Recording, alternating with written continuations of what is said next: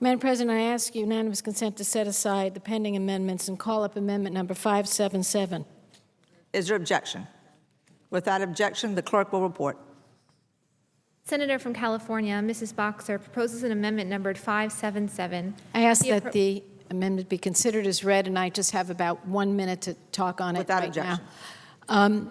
Madam President, the Department of Defense runs schools that serve over 86,000 children across America, Europe, and the Pacific region.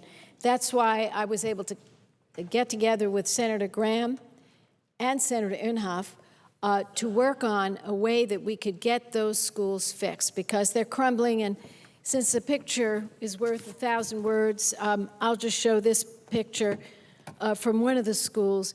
You can see the tiles on the roof just crumbling.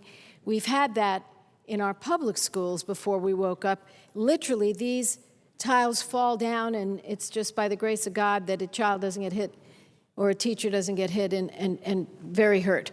So clearly, we need to do something about it.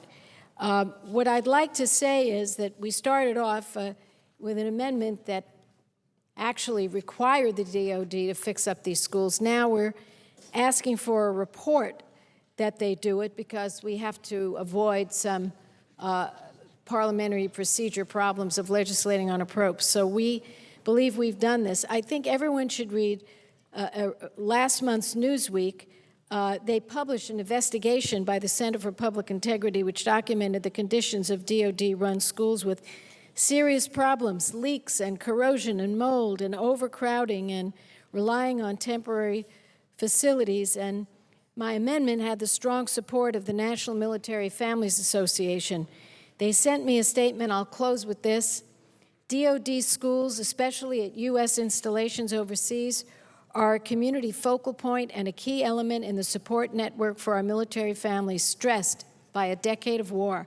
Poorly repaired or out-of-date buildings can also create the perception among military families that their children's education is not a priority for our nation. So I urge support for this bipartisan amendment, and I would yield the floor.